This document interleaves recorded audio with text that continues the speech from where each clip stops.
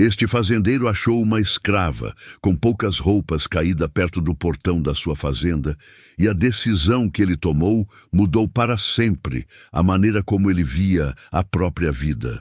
Você lembra de um tempo em que a poeira vermelha cobria a paisagem e o sol era implacável, não apenas em seu calor, mas em sua capacidade de expor toda a miséria humana? Era uma era de grandes divisões, onde a riqueza era medida em terras e a dignidade humana era negociada em mercados como gado. Joaquim, o fazendeiro, era um homem forjado por essa terra dura. Ele herdara a fazenda Carvalhal e, embora não fosse um latifundiário colossal, sua propriedade era vasta o suficiente para garantir sua independência e, crucialmente, seu isolamento. Antes de mergulharmos nos detalhes sufocantes daquela tarde que transformou sua existência silenciosa em um turbilhão de risco e redenção, faça um favor e clique no botão de curtir. Comente de qual cidade ou estado você está assistindo. E se ainda não for inscrito, inscreva-se no canal para não perder esta jornada que desafia a própria natureza da crueldade humana. Joaquim cavalgava devagar pela cerca oeste, a barba já salpicada de branco, misturando-se à poeira que subia dos cascos de seu cavalo baio.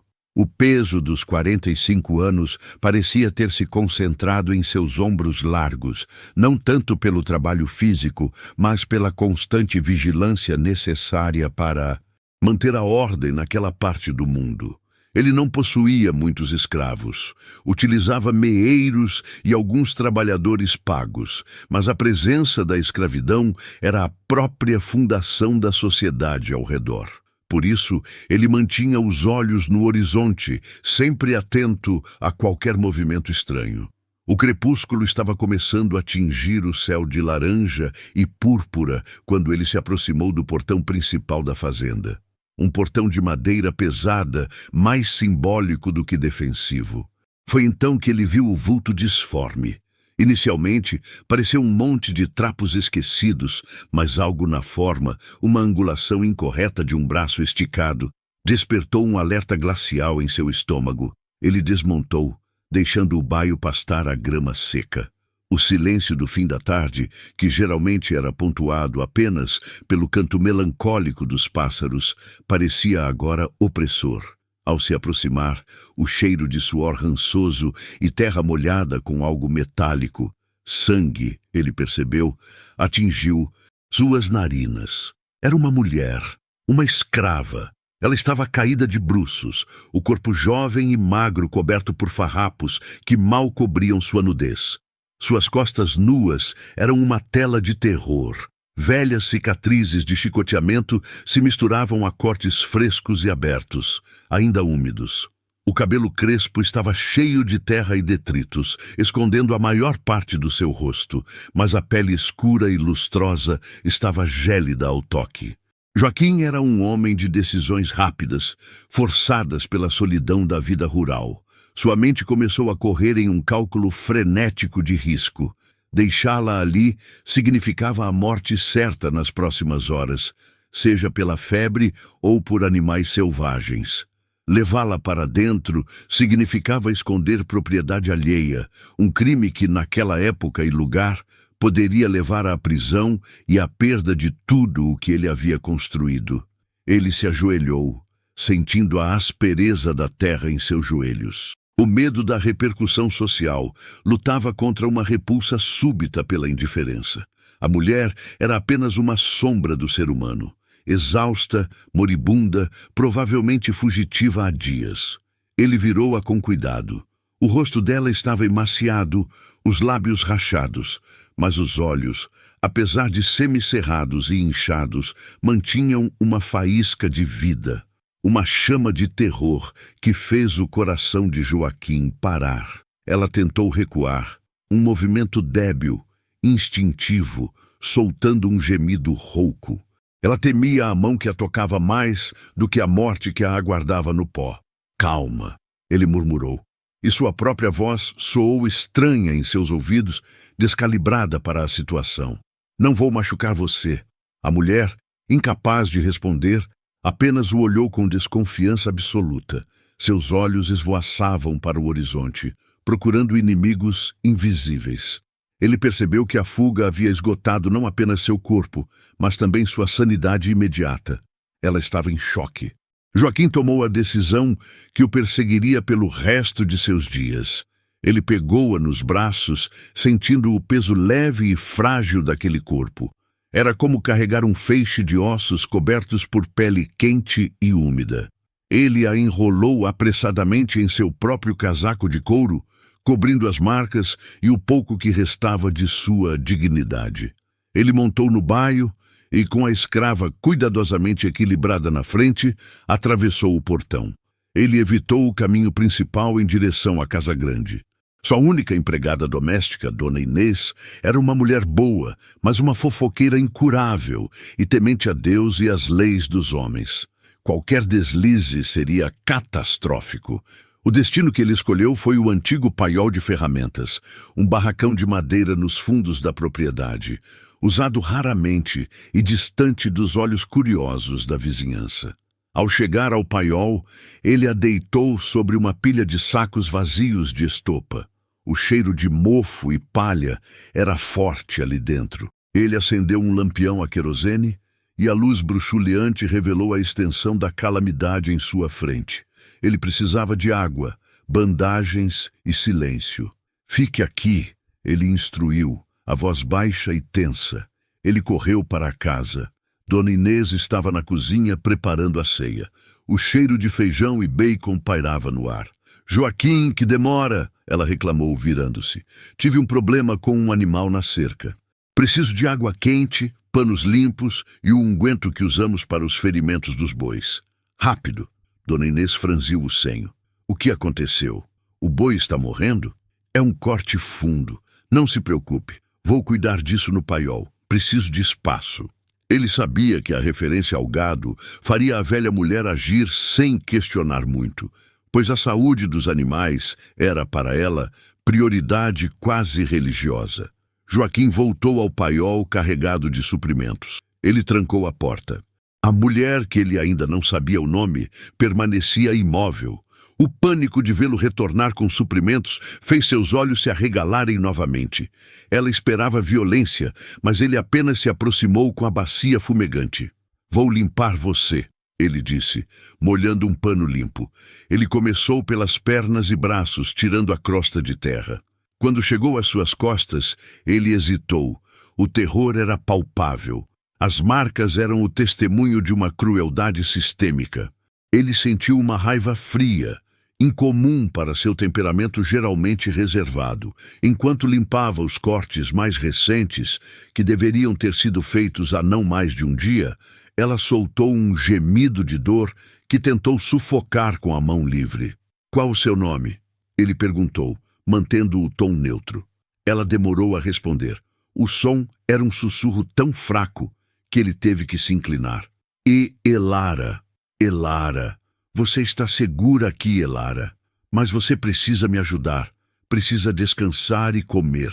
Ele terminou a limpeza e aplicou o unguento espesso que cheirava a ervas medicinais. O trabalho foi lento, doloroso para ambos. Quando ele a ajudou a se virar, cobrindo-a com o casaco e um cobertor rústico, ele ofereceu-lhe um gole de água açucarada. Ela bebeu com avidez desesperada, engolindo ruidosamente.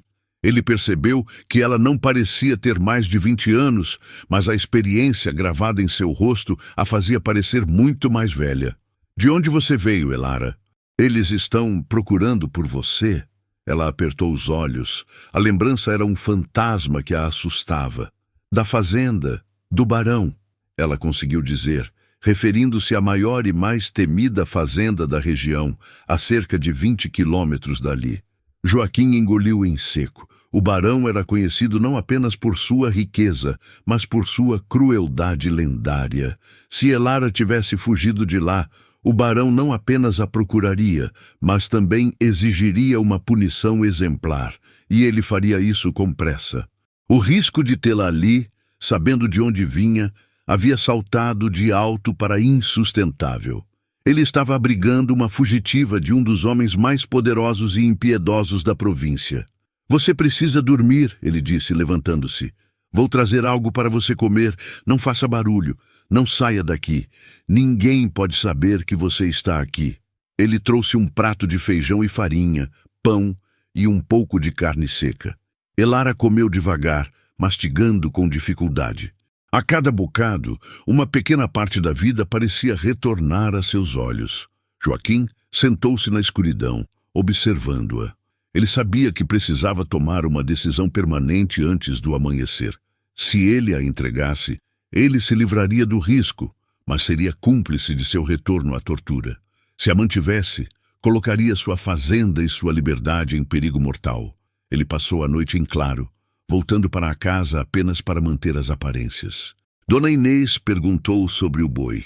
Ele mentiu, dizendo que o animal estava estável, mas precisaria de mais curativos pela manhã. A cada hora, ele voltava ao paiol.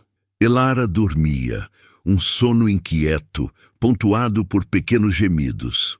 A dignidade humana que ele havia resgatado ali, no chão frio do paiol, pesava mais do que qualquer propriedade ou medo social.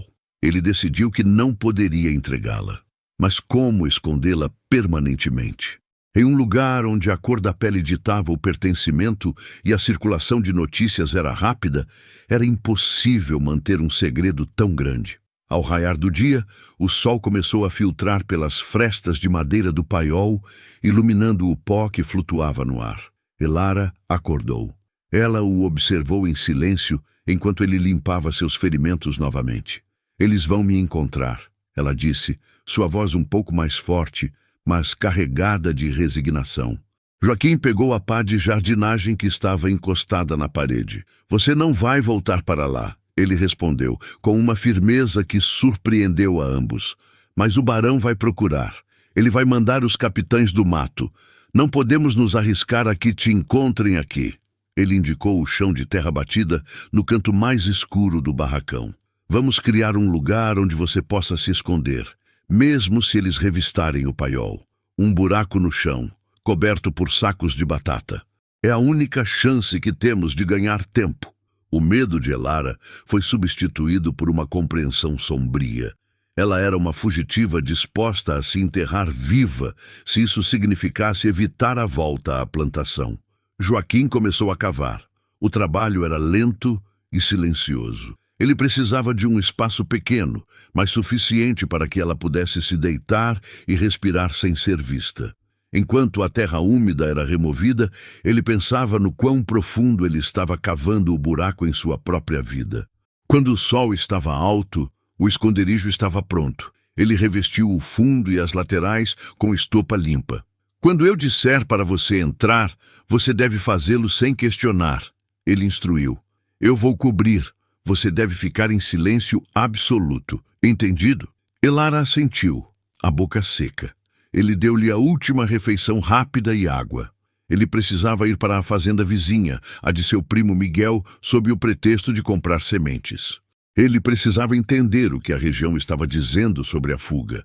Antes de sair, ele olhou para Elara, que já estava de volta ao seu lugar improvisado. O medo ainda estava lá, mas havia agora uma tênue linha de esperança em seu olhar, uma aceitação de que havia uma chance, por menor que fosse, de sobreviver. Joaquim trancou o paiol por fora, girando a chave na fechadura enferrujada. O som foi alto e definitivo. Ele colocou a chave no bolso, sentindo o metal gelado. Ele tinha agora não apenas o fardo de um segredo, mas o peso da vida de outra pessoa em suas mãos. Ele estava sozinho nessa empreitada e sabia que o tempo estava correndo contra ele. Ele só esperava que a poeira que ele levantasse em sua viagem à fazenda de Miguel não atraísse a atenção de quem não deveria. Ele tinha a sensação de que o barão já havia enviado seus cães de caça para a região.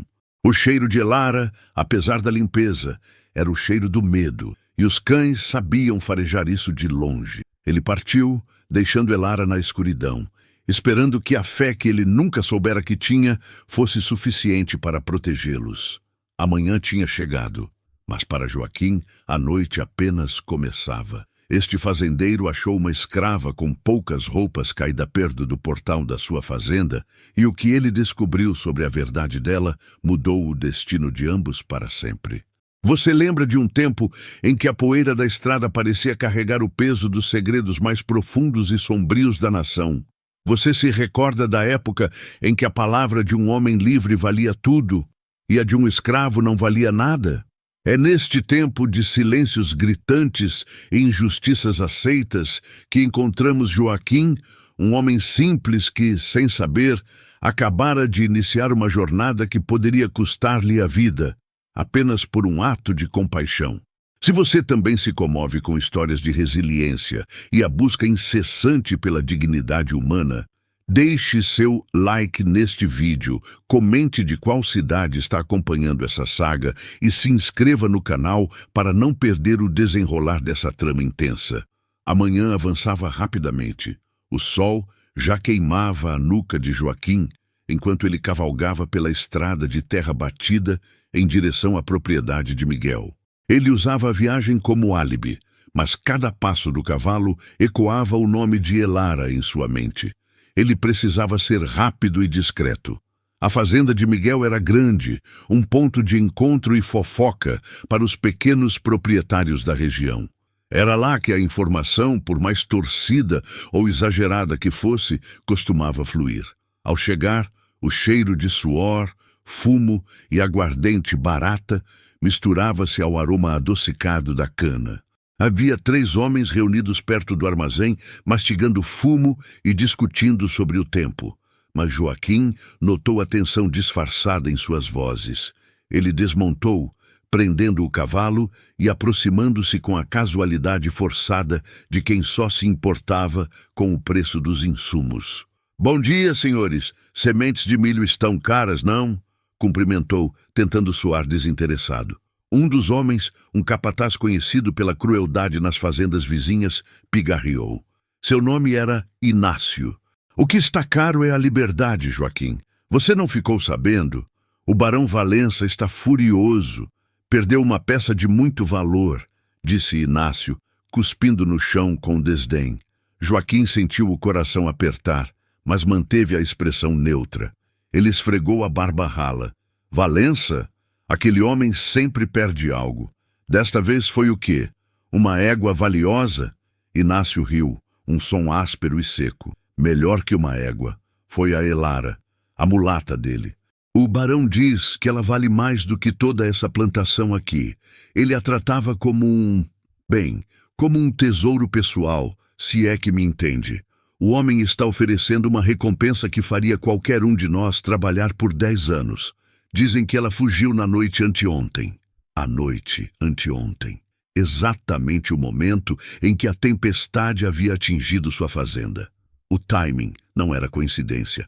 A revelação atingiu Joaquim como um chicote. Elara não era apenas uma fugitiva qualquer, cansada do trabalho.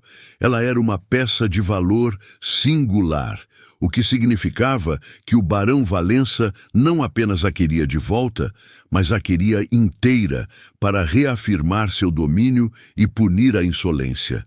O barão era famoso por tornar exemplos públicos de qualquer um que ousasse desafiá-lo. "Eles estão revirando a região. Capangas dele passaram por aqui antes de o sol nascer, checando cada palmo de terra. O barão mandou até uns cães farejadores de São Paulo. Disseram que ela estava muito machucada e quase nua. Deve ter caído de algum cavalo ou carroça. Mas o cheiro dela... Dizem que o cheiro dela está em todo lugar", concluiu Inácio, com um brilho malicioso nos olhos. Joaquim tentou parecer apenas chocado com o valor da recompensa. Ele comprou as sementes que não precisava, o saco parecendo incrivelmente leve em suas mãos, em contraste com o peso da informação que agora carregava. Ele percebeu que o perigo era 10 vezes maior do que imaginava. Se Elara fosse capturada em suas terras, o barão não apenas o mataria, mas o faria sofrer de uma forma que faria todos os vizinhos pensarem 2 vezes antes de sequer considerar um ato de caridade. Ele montou de volta, sentindo o suor frio na testa. O barão tinha cães farejadores, Cães, o cheiro de medo que ele sentira em Elara, a sujeira, as roupas rasgadas, tudo isso era um rastro fresco. Ele precisava fazer algo, e rápido, para encobrir esse rastro. A viagem de volta foi um borrão de paranoia. Cada sombra na beira da estrada parecia um capanga, cada latido distante, os cães do barão. Quando chegou de volta à sua pequena propriedade, ele não esperou. Largou o cavalo exausto e correu para o paiol. A chave gelada girou na fechadura. O som do trinco se abrindo pareceu um trovão na quietude da manhã. Ele entrou, e o cheiro do feno e da madeira úmida dominou seus sentidos. Elara estava sentada onde ele a deixara, encolhida, os olhos fixos na porta. A luz que entrava era fraca, mas ele viu a intensificação do medo em seu rosto ao vê-lo. Eu trouxe comida, ele sussurrou, a voz tensa. Ele depositou um pedaço de pão duro e um cantil de água fresca no chão. Elara não se moveu imediatamente, mas seus olhos famintos devoraram o pão. Eles estão procurando por você, ele disse, direto, sem rodeios. O barão Valença. Estão oferecendo uma recompensa altíssima e trouxeram cães de caça. A menção dos cães e do barão fez com que o corpo de Elara se contraísse visivelmente. Era um tremor que vinha de dentro, não de frio. Ela finalmente falou. Sua voz era um murmúrio rouco, quase inaudível, mas cheia de desespero. Ele vai me encontrar. Ele sempre encontra. Joaquim ajoelhou-se, ignorando o feno áspero que picava seus joelhos. Ele precisava que ela confiasse nele, e precisava que ela agisse. Não se ele não tiver o que cheirar. Eles têm cães, Elara. Eu preciso tirar as roupas que você está usando agora e queimar. E você precisa de um banho, mas não posso te tirar daqui. Não por enquanto. Ele tirou um pequeno balde de metal que trouxera, cheio de água do poço e um sabão rústico. Aqui, você vai usar o pouco de água que temos. Molhe um pano e lave-se o máximo que puder, especialmente as feridas. Preciso de suas roupas agora. O olhar de Elara encontrou o dele. Havia uma relutância profunda, a última barreira de sua dignidade sendo derrubada. Suas roupas eram pouco mais que trapos, mas eram tudo o que a separava da vulnerabilidade total. Joaquim percebeu a hesitação e desviou o olhar, voltando-se para o saco de sementes. Vire-se, eu não vou olhar, mas preciso dessas roupas queimadas antes do anoitecer. Elas são a sua morte. O silêncio no paiol era opressor. Joaquim ouviu o leve farfalhar do tecido se desprendendo, e depois o som suave do corpo nu de Elara se movendo no feno. Ele sentiu o calor subir em seu rosto, não por luxúria, mas por invasão. Ele era um homem solteiro, vivendo isolado, e aquele ato de necessidade extrema o forçava a uma intimidade não desejada e perigosa. Quando ele finalmente se virou, ela estava coberta apenas por uma fina camada de feno que ela havia puxado para si, sentada perto do canto escuro. As roupas estavam no chão, em uma pilha triste de tecido rasgado e manchado de sangue seco e lama. Joaquim pegou a pilha rapidamente, evitando olhar para ela. As roupas cheiravam a medo, suor e um fedor metálico de ferimentos negligenciados. Ele saiu do paiol, trancando-a novamente. Ele caminhou até o forno de barro onde cozinhava seu pão, acendeu um fogo vigoroso e jogou as roupas dentro. O fogo consumiu o tecido rapidamente, soltando uma fumaça densa e fedorenta. Ele observou até que tudo se transformasse em cinzas finas e inodoras. Ele então pegou a pá e enterrou as cinzas longe do paiol, na esperança de que o cheiro fosse neutralizado pela terra e pela água do rio. A limpeza era apenas o começo. Ele precisava de roupas para ela, e ele não tinha roupas femininas. Ele voltou ao paiol. Você precisa de curativos, ele disse, já com uma panela de água fervida no fogão improvisado e um pedaço de linho que ele usava como toalha. Elara estava mais limpa, mas ainda tremia. Ele a viu tentar se proteger com os braços, as marcas em sua pele mais visíveis agora, onde a sujeira havia saído. Eram cicatrizes antigas e hematomas recentes, prova viva da crueldade de seu proprietário. Joaquim sentou-se a uma distância respeitosa, mas suficiente para alcançar suas pernas. Mostre-me os cortes. Ela hesitou, mas a dor a venceu. Ela esticou uma perna. O ferimento perto do tornozelo estava inflamado, de onde ela provavelmente havia se cortado na cerca ou em alguma pedra. Joaquim trabalhou metodicamente. Ele limpou o ferimento com a água quente e linho e então aplicou uma pasta de ervas que sua mãe costumava usar. Ele o fez com a delicadeza de quem manipulava porcelana fina, consciente do toque, mas focado apenas na tarefa médica. A pele de Elara era macia sob seus dedos calejados de fazendeiro, um contraste que o incomodava. Você tem que me prometer uma coisa, Elara, disse ele, sem olhar para cima, enquanto terminava de enfaixar o tornozelo. Você não pode fazer barulho. Eu não posso deixar você sair, nem para ir ao mato. Eu preciso inventar uma história, caso alguém apareça, e você precisa estar calada e escondida. Sua vida, e agora a minha, depende do seu silêncio. Elara o observava com uma intensidade que o desarmava. Ela assentiu levemente, o medo em seus olhos substituído por uma necessidade aguda de sobrevivência. Obrigada, ela sussurrou. A palavra era um peso. Ela não estava agradecendo pela cura das feridas, mas pela vida que ele estava arriscando. Joaquim levantou-se. A urgência de encontrar roupas para ela era premente. Ele não podia deixá-la assim. Ele pensou em sua casa, o único lugar onde ele poderia encontrar algo que a cobrisse decentemente. Eu volto em breve. Não saia do feno. Ele trancou a porta novamente e correu para a casa. No quarto empoeirado, ele revirou um velho baú. Sua mãe, falecida há anos, havia deixado algumas roupas simples. Ele encontrou um vestido de chita, simples, de cor escura, e um lenço grande. Não era o ideal, mas a cobriria. Ele pegou também um casaco grosso pensando na noite fria que se aproximava. Ao retornar, Elara vestiu as roupas que ele jogou para ela com uma rapidez febril. O vestido era folgado, mas a cobriu do pescoço aos tornozelos. Ela parecia uma mulher, não mais um animal acuado. Isso, paradoxalmente, a tornava ainda mais perigosa para a consciência de Joaquim. Ele estava protegendo uma pessoa, não uma vítima anônima. Naquela noite, sob o brilho fraco da lamparina, Joaquim sentou-se no chão encostado na porta, enquanto Elara comia o resto do pão. Ele não conseguia dormir. A proximidade forçada, a ameaça iminente dos cães, a história que ele ouvira sobre a crueldade do barão, tudo se misturava em uma ansiedade sufocante. Ele estava ligado a ela por um fio fino, tecido de empatia e medo. Ele se perguntou se havia um limite para a bondade que ele poderia suportar, ou se o custo de sua alma seria o preço de sua vida. O barão estava por perto.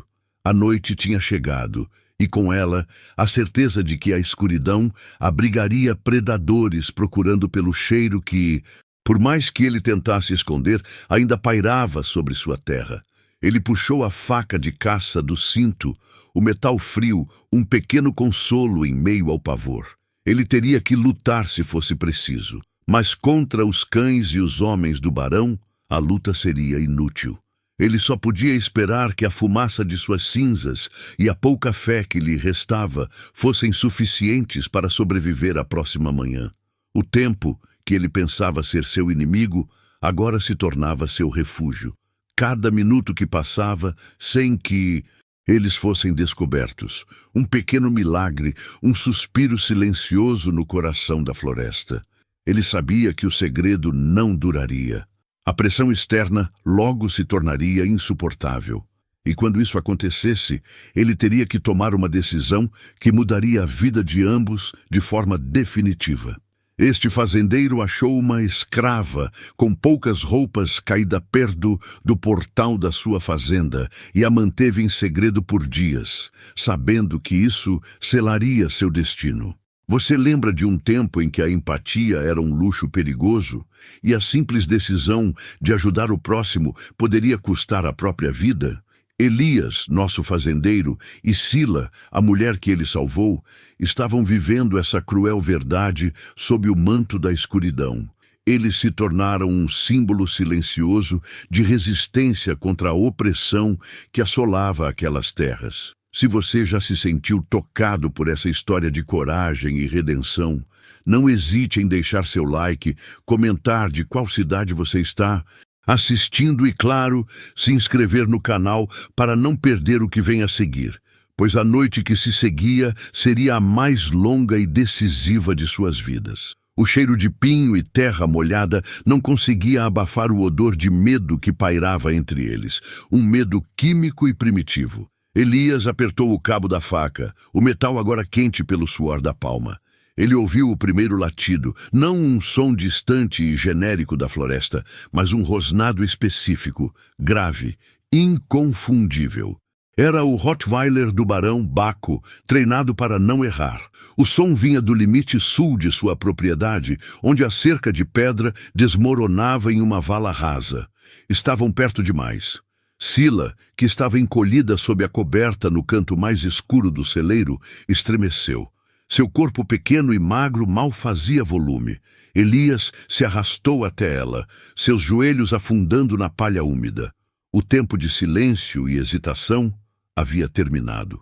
Eles vão nos encontrar, ela sussurrou, a voz raspada, quase inaudível. Não se apavore, ele respondeu, baixando a voz até se tornar apenas uma vibração no ar. Eu sabia que isso aconteceria. Temos que sair daqui, agora. Não há para onde ir. Sempre há um lugar, Sila, mas eu preciso de toda a verdade. O que exatamente o barão fará se te encontrar? Ele a chicoteia. Aprende. Por que a pressa dele é tão grande? Ela hesitou, e o silêncio que se seguiu foi interrompido apenas pelo aumento frenético dos latidos. Elias viu a sombra dos seus olhos na escuridão. Ela parecia tomada por uma dor que ia além da fome e do cansaço. Não é só por ter fugido, Elias. É pelo que eu sei. Ela finalmente disse, a voz cheia de um terror gelado. O que você sabe? Ela respirou fundo, puxando o ar com dificuldade. O barão matou um dos homens há 2 semanas. Um dos nossos. Um jovem, Tomás. O fez parecer acidente, mas eu estava lá. Ele me fez limpar o sangue. Ela parou, engasgando com as lembranças. E eu o denunciei para a feitora. Eu não suportei o peso. Ela não disse nada, mas ele descobriu que fui eu. Ele disse que quando me pegasse, não me chicotearia. Ele disse que faria algo novo, algo para que ninguém mais ousasse olhar para ele de forma errada. Ele disse que faria de mim uma lição viva, Elias. Ele não quer mais que eu viva. Ele quer que eu desapareça depois de ter sido vista por todos. A revelação caiu sobre Elias como um peso de granito. Não se tratava mais de proteger uma fugitiva. Era de confrontar um assassino que estava usando seu poder para encobrir crimes hediondos. A moralidade simples de sua vida no campo se chocou com a brutalidade da civilização que o barão representava. Ele sentiu o ódio subir-lhe à garganta, um sabor de ferrugem. O custo de manter Sila seguro acabava de triplicar, mas paradoxalmente a decisão de protegê-la havia se tornado inegociável. Ele se levantou à sombra de um homem alto no celeiro escuro. Não podemos ficar aqui. O cheiro de vocês dois é muito forte. E Baco está vindo direto para cá.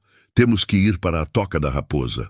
A Toca da Raposa era uma gruta estreita e profunda, escondida a quase 2 quilômetros na mata densa, perto do riacho que demarcava a fronteira mais selvagem de sua terra.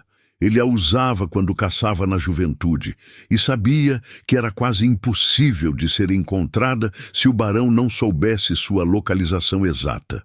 É longe, Sila, e teremos que nos mover rápido e sem fazer barulho. Você consegue? Ela assentiu, a determinação substituindo o medo em seus olhos. Aquele era o medo de uma criatura acuada que finalmente decidia morder. Elias pegou o cantil, encheu um saco de estopa com pão seco e queijo que havia escondido para essa emergência e pegou a lanterna de óleo. Não a acenderia agora. Eles dependeriam da fraca luz da lua crescente que filtrava através das nuvens. Ele a guiou para fora do celeiro pela abertura dos fundos, que dava para a mata virgem. A terra estava fria sob seus pés descalços e o ar da noite cortava a pele, mas a adrenalina os impedia de sentir o frio. O som dos cães se tornou mais claro. Eles já estavam dentro da propriedade, farejando o rastro deixado por Sila alguns dias antes, mas o cheiro fresco no celeiro os manteria focados naquele ponto por alguns minutos. Era o tempo que Elias precisava. Ele se moveu como uma sombra, a faca em punho, não para lutar contra os cães, mas para cortar cipós e pequenos arbustos que pudessem dificultar a passagem de Sila. Ele se lembrava de cada curva, cada obstáculo daquela mata. Eles andaram em silêncio absoluto. Sila, apesar da exaustão, demonstrava uma resiliência surpreendente. Seus anos de trabalho escravo haviam lhe dado uma resistência física que Elias, com sua vida mais confortável, não possuía. Ele a viu tropeçar em uma raiz, mas ela se recuperou instantaneamente, engolindo a dor, sem emitir um único som. A cada 10 passos, Elias parava e escutava. Os latidos estavam ficando confusos agora. Os cães tinham chegado ao celeiro. Ele ouviu vozes grossas, os gritos dos capangas do barão, que os mandavam farejar a fundo, o som distante de um chicote estalando. Eles não demorarão a perceber que o rastro esfriou. Vão expandir a busca, Elias pensou. Eles precisavam de um desvio, uma forma de quebrar a linha de cheiro para Baco. Elias se lembrou do riacho. A meta agora era a água. Se conseguissem caminhar alguns metros dentro da água fria, o cheiro de Sila seria mascarado. Ele acelerou o passo, forçando Sila a segui-lo em um ritmo quase de corrida. O coração dele batia tão forte que ele temia que o som pudesse ser ouvido pelos homens. O riacho era raso e a água era de um frio glacial. Elias pegou Sila pela mão e a guiou para dentro. A água subiu até os joelhos. Ele viu Sila morder o lábio inferior para conter o gemido de dor que o choque térmico provocou. Vamos andar rio abaixo, o máximo que pudermos, ele ordenou, sussurrando. A caminhada pela água era lenta e extenuante. As pedras submersas eram escorregadias, e a cada passo ele temia uma queda que poderia resultar em um ferimento grave ou em um ruído revelador. Elias, no entanto, sentia uma calma estranha, uma clareza de propósito que aterrorizava a ansiedade. Ele estava agindo, e a ação era um bálsamo contra o pavor. Após cerca de 20 minutos agonizantes, quando a dor nos pés e nas pernas de Sila era evidente, Elias indicou a margem. Era hora de voltar para a mata. O riacho havia levado seus rastros para longe do celeiro. Eles subiram a pequena ribanceira. O terreno era ainda mais íngreme e rochoso. Elias acendeu a lanterna por um instante apenas, o tempo suficiente para ver o perfil de Sila, que estava pálida, mas determinada. A toca da raposa ficava escondida atrás de uma cascata de eras e musgo, uma entrada quase invisível para quem não soubesse o que procurar. Ele a encontrou pelo cheiro característico de terra e raízes úmidas. Ele empurrou as folhagens e revelou a abertura escura. Entre, Sila. É estreito, mas é seco lá dentro. Sila deslizou para o buraco primeiro. Elias a seguiu. A gruta não era maior que um pequeno quarto, mas fornecia uma proteção de pedra sólida. Ele fechou a entrada com os galhos e folhagens que havia retirado, cobrindo-a meticulosamente. O silêncio ali dentro era ensurdecedor, quebrado apenas pela respiração ofegante dos dois. Elias acendeu a lanterna, diminuindo a chama até que fosse apenas um ponto fraco de luz amarelada. Ele viu Sila escorregando para o chão de terra batida, exausta. Ele lhe entregou o pão e o queijo. Coma, você precisa de força. Eles dividiram a refeição em silêncio. Elias podia sentir o cheiro dos capangas e dos cães no ar exterior, mas sabia que, por enquanto, a escuridão e o riacho os tinham protegido. Eles estavam escondidos, mas não estavam seguros. A busca continuaria ao amanhecer, e a floresta seria vasculhada metro por metro. Elias se encostou na parede de pedra úmida. O calor tênue da pequena chama da lanterna era o único conforto. Ele olhou para Sila, que comia com a voracidade de quem não sabe quando será a próxima refeição. Ele viu a marca de um hematoma roxo no seu braço, as cicatrizes finas de velhos chicotes nas costas, reveladas pela roupa rasgada. Ele não era um herói. Era apenas um fazendeiro de meia-idade que nunca quis problemas. Mas naquele momento, naquela escuridão úmida, ele se sentiu mais vivo e mais útil do que jamais havia se sentido em anos de vida solitária. Ele estava lutando por algo maior que sua colheita.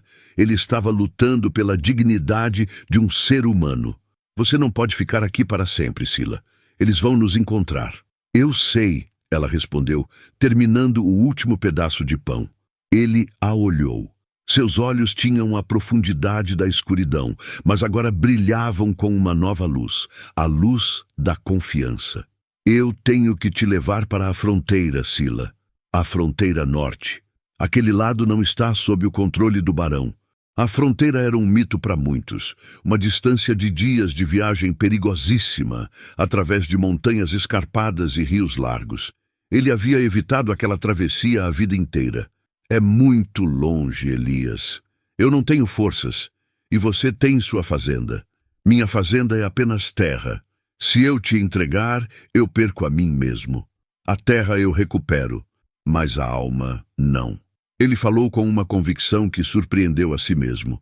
Ele traçou um mapa imaginário na terra batida, indicando os obstáculos. 3 dias de viagem, 3 dias sem ser vistos. Ele precisava de cavalos, de suprimentos e de um disfarce para ela. Isso significava que ele teria que arriscar voltar para a fazenda, sabendo que os cães do barão poderiam estar esperando.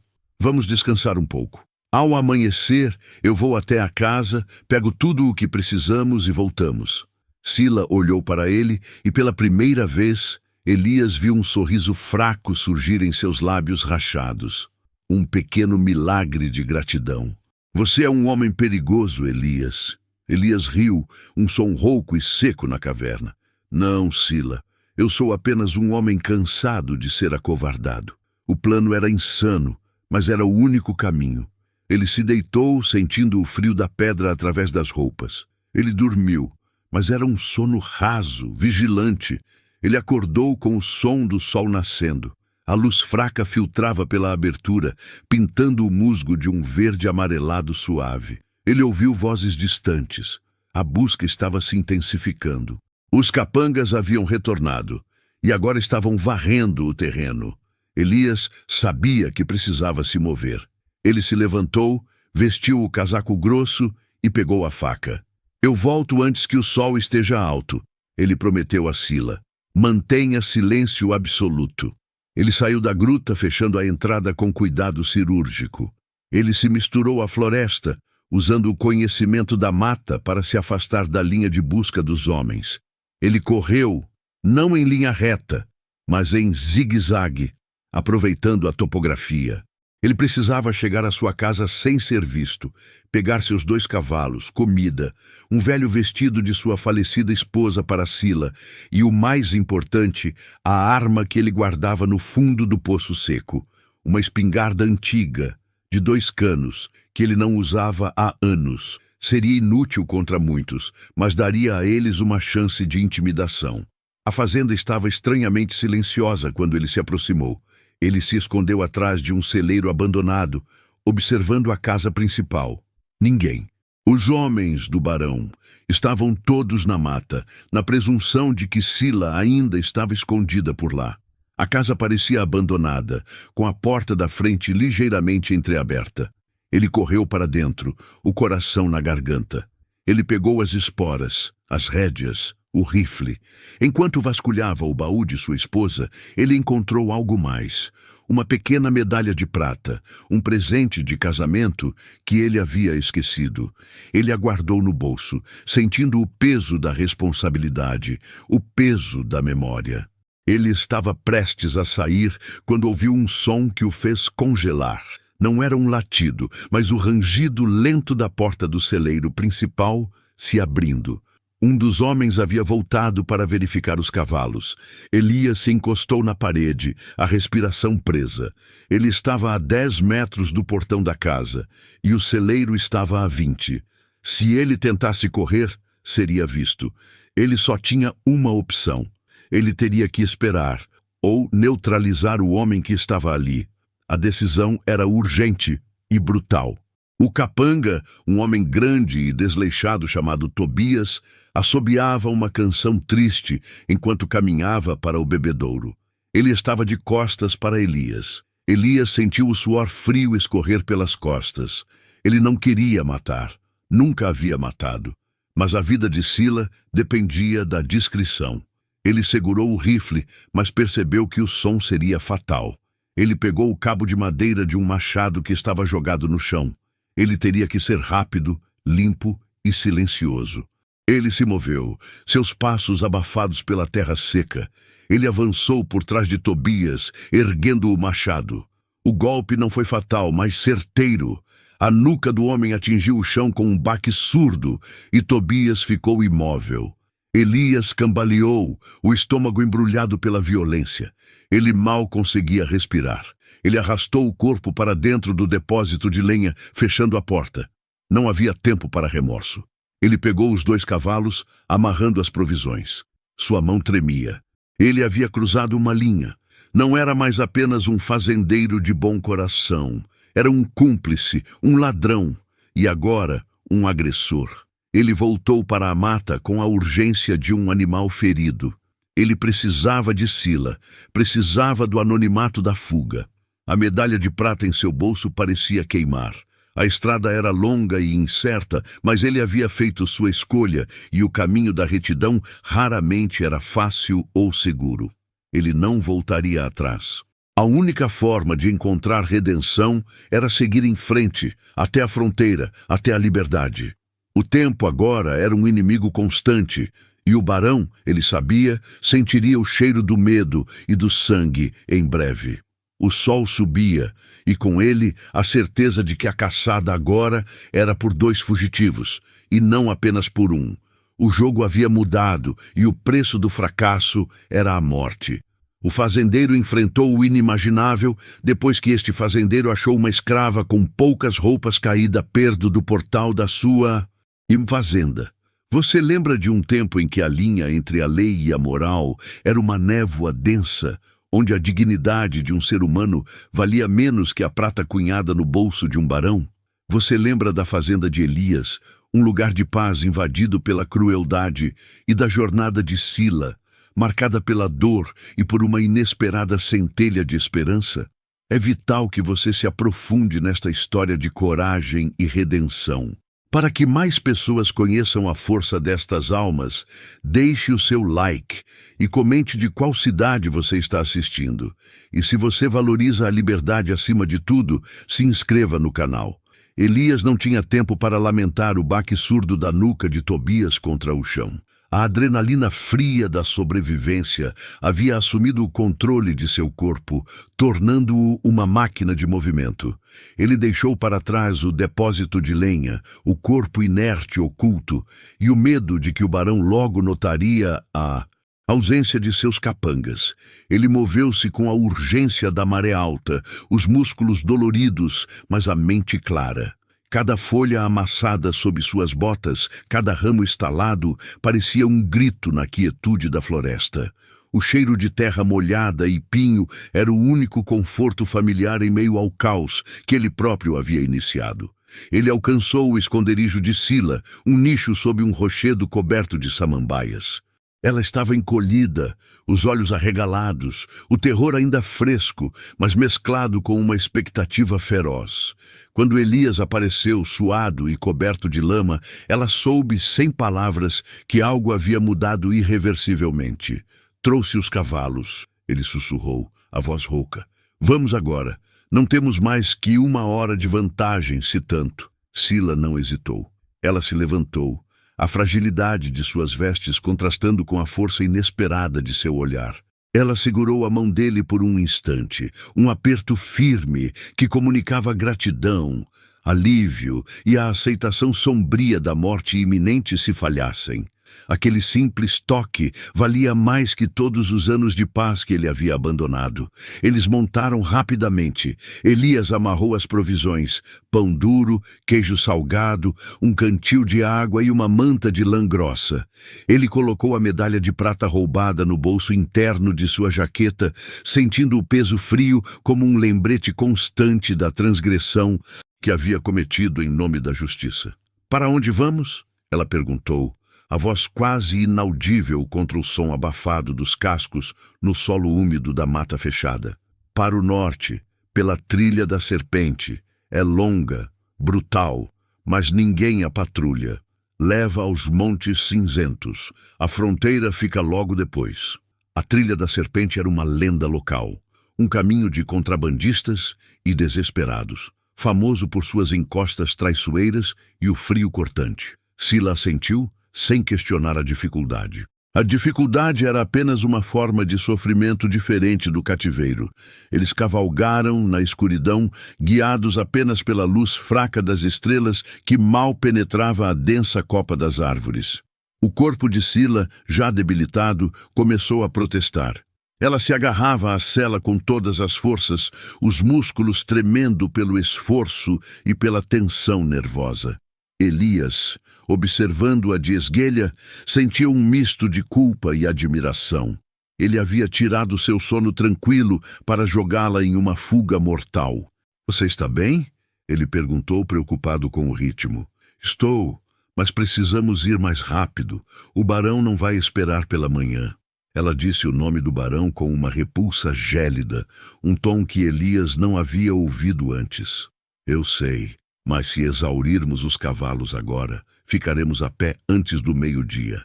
Eles mantiveram um passo constante, cauteloso onde o terreno era incerto e rápido onde a mata se abria um pouco. Horas se passaram em silêncio tenso.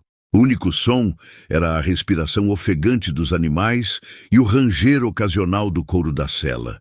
À medida que a noite avançava, o frio se intensificou, penetrando a manta de lã de Sila. Elias parou subitamente em um pequeno riacho, um ponto onde a trilha era estreita e ladeada por rochas. "Vamos descer por alguns minutos, beber água e descansar os animais.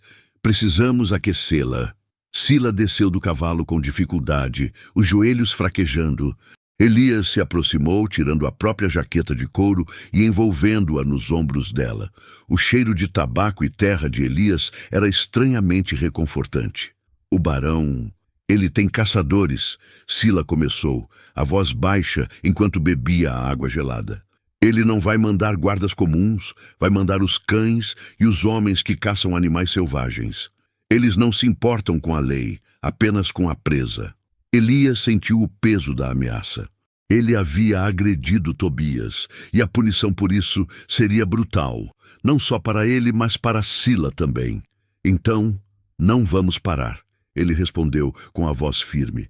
"Vamos chegar à garganta antes do amanhecer. Uma vez lá, os cães perderão o rastro." Ele acendeu uma pequena fogueira com gravetos secos, o mínimo necessário para aquecê-los sem denunciar sua posição. O calor bruxuleante no rosto de Sila revelou uma determinação férrea que não se encaixava na escrava fraca que ele havia encontrado. "Você arriscou tudo," ela disse, olhando diretamente para ele. Não era uma pergunta, mas uma constatação. Elias olhou para o fogo, evitando o contato visual. "Eu não podia tê-la devolvido. Havia algo no seu olhar, no dia em que a encontrei. Algo que me disse que se eu não agisse, eu estaria assinando a minha própria morte. A morte do meu espírito. Ninguém nunca fez algo assim por mim. Ninguém nunca me viu como uma pessoa." A confissão dela rasgou o silêncio. Elias sentiu o coração apertar. "Você é mais que uma pessoa, Sila. Você é a prova de que a bondade ainda existe, mesmo que esteja pisoteada. Você me salvou de ser apenas um homem comum, preocupado apenas com a colheita. Ele se levantou, apagando rapidamente a fogueira, esmagando as cinzas com a bota. O momento de ternura forçada havia passado. Vamos! O amanhecer está perto.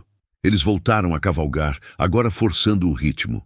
O terreno começou a se elevar, e a vegetação rasteira deu lugar a árvores mais altas e esguias. A trilha da serpente era cruel, estreita e cheia de obstáculos naturais. Quando o céu começou a clarear, tingido de um cinza frio, eles alcançaram um ponto elevado, de onde se via a vasta extensão da floresta que haviam atravessado. Elias parou o cavalo, ofegante.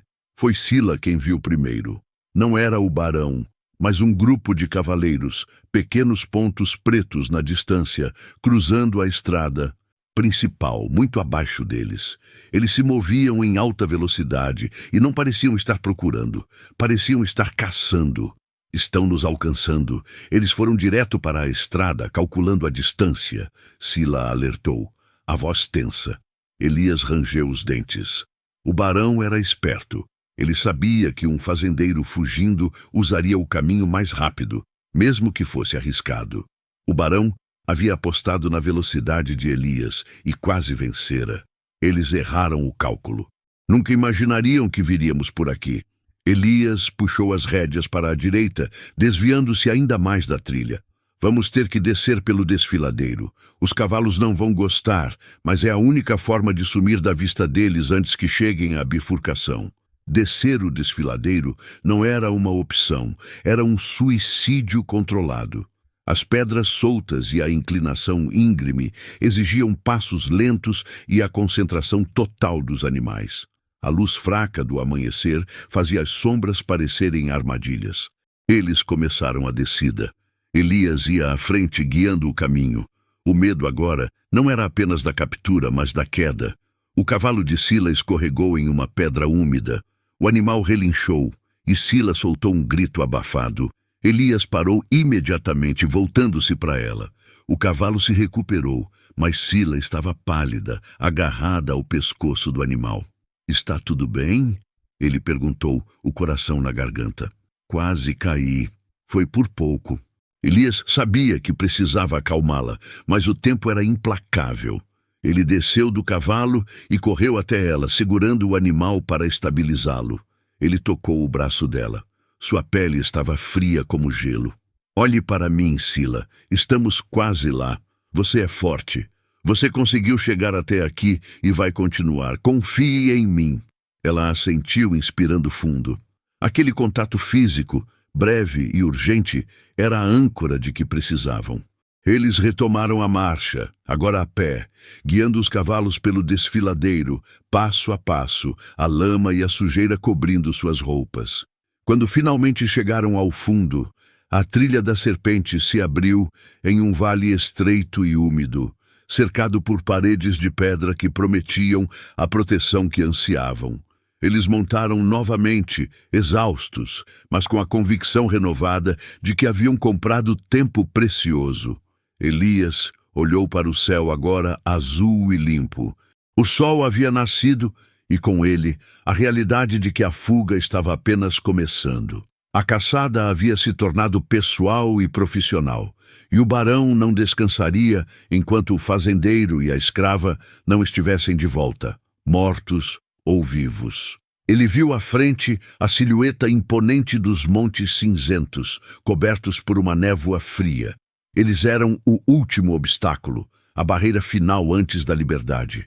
Mas para alcançá-los, eles teriam que atravessar o vale, um lugar conhecido por bandidos e pela hostilidade da própria natureza. O custo da dignidade, ele percebeu, não era o dinheiro ou a propriedade. Era o sangue e o suor vertidos na terra fria. E por Sila, Elias estava disposto a pagar o preço total, mesmo que isso significasse se tornar o animal caçado. Eles estavam sozinhos, mas pela primeira vez em muito tempo, Elias sentia que sua vida, antes tão previsível e segura, tinha um verdadeiro propósito. O caminho seria longo, e a escuridão os alcançaria novamente, mas a chama da esperança em seus corações, alimentada pela coragem e pela fé mútua, não se apagaria. A verdadeira prova ainda estava por vir, e eles precisavam de toda a sua força para enfrentar o que jazia além do próximo pico. O fazendeiro enfrentou o impensável depois que este fazendeiro achou uma escrava com poucas roupas caída perto do portão da sua fazenda. E foi a decisão final dele que reescreveu o destino de ambos. Você lembra de um tempo em que o preço da decência humana era medido não em moedas de ouro, mas em sangue e sacrifício, onde a simples bondade podia custar a sua própria vida?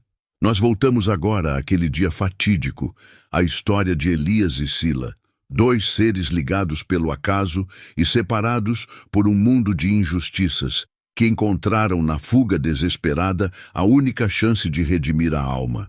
Se esta história ressoa em seu coração, se você acredita na força da resiliência e na dignidade humana, deixe seu like agora. Diga-nos de qual cidade você nos assiste e junte-se à nossa comunidade de coragem se inscrevendo no canal, para que mais pessoas conheçam o poder desta jornada. Eles estavam sozinhos, mas pela primeira vez em muito tempo, Elias sentia que sua vida, antes tão previsível e segura, tinha um verdadeiro propósito. O caminho seria longo e a escuridão os alcançaria novamente, mas a chama da esperança em seus corações, alimentada pela coragem e pela fé mútua, não se apagaria. A verdadeira prova ainda estava por vir, e eles precisavam de toda a sua força para enfrentar o que jazia além do próximo pico. O vale era uma armadilha. A grama alta chicoteava seus tornozelos, ocultando buracos e pedras soltas. O cheiro era de terra úmida e predadores não vistos.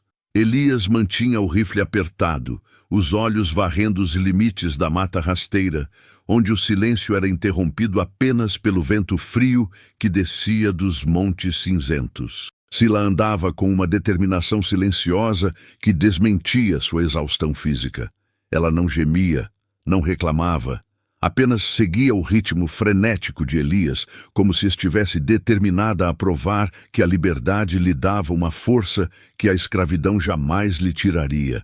No meio da manhã, o perigo se materializou não na forma dos perseguidores, mas na natureza traiçoeira.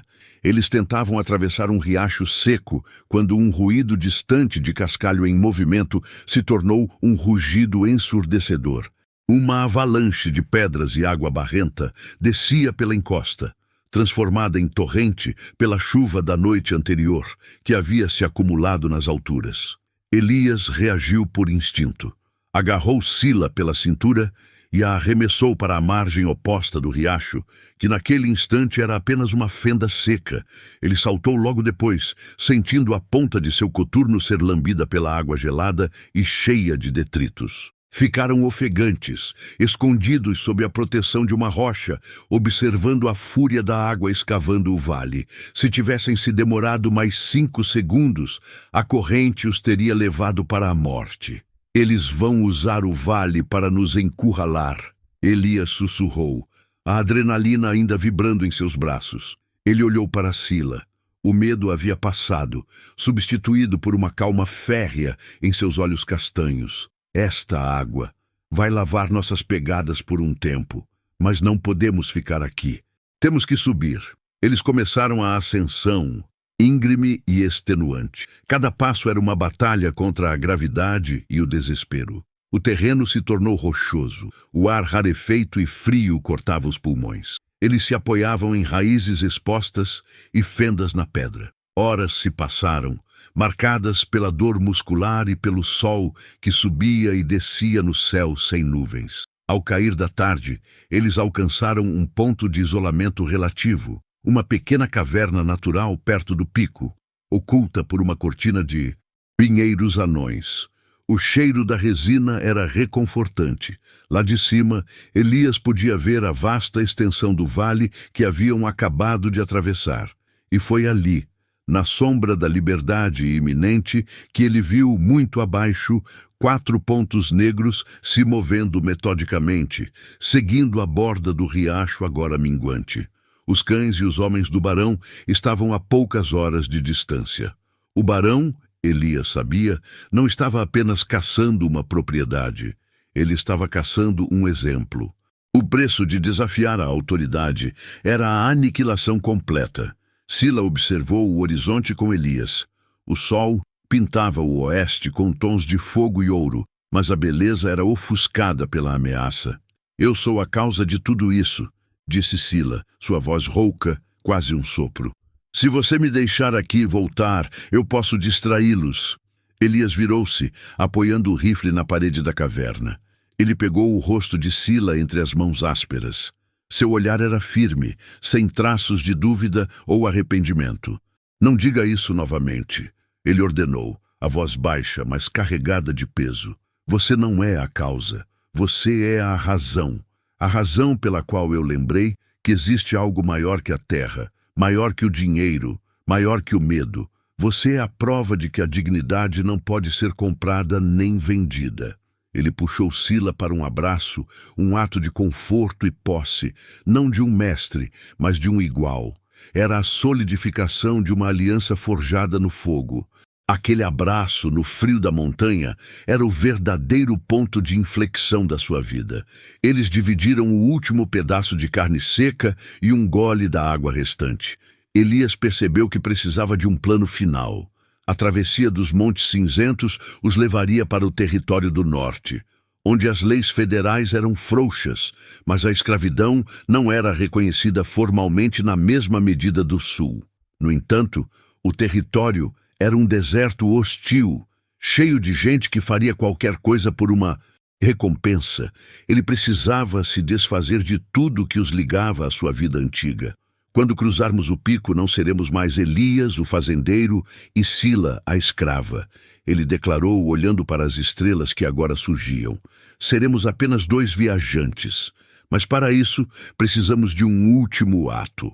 Elias retirou da mochila a carteira de couro, contendo as poucas economias que havia conseguido salvar, e a hipoteca de sua fazenda. Ele pegou uma faca pequena e afiada, presente de seu pai.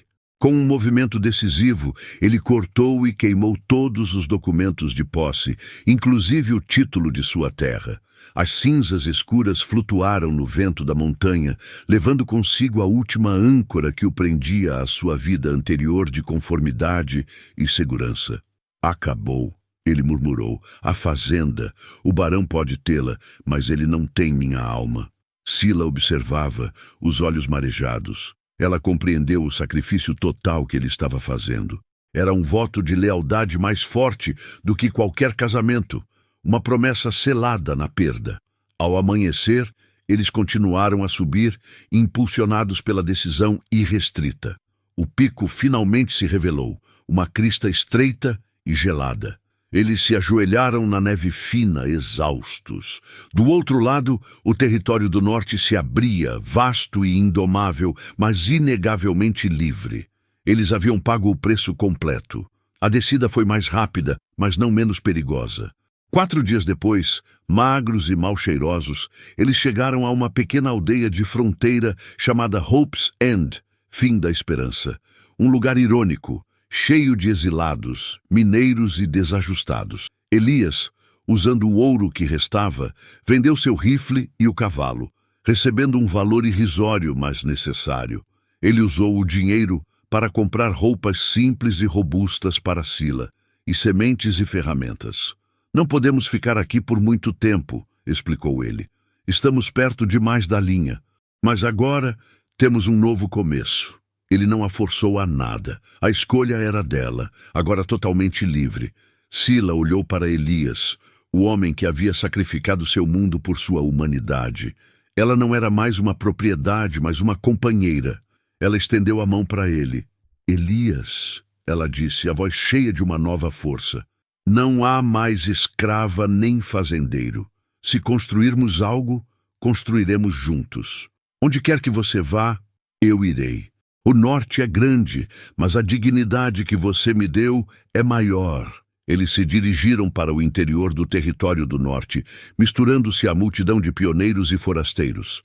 Elias e Sila, agora apenas Sila e Elias, encontraram um pequeno pedaço de terra estéril e promissor. Eles cavaram o solo duro, lado a lado, construindo uma cabana simples com as próprias mãos. O suor que pingava na terra não era mais o suor da exploração, mas o do trabalho honesto e da esperança. Elias nunca mais foi um fazendeiro de posses, e Sila nunca mais foi uma escrava. Eles se tornaram um símbolo silencioso de que a fé na justiça humana, mesmo que custe tudo, é a única coisa que realmente vale a pena salvar.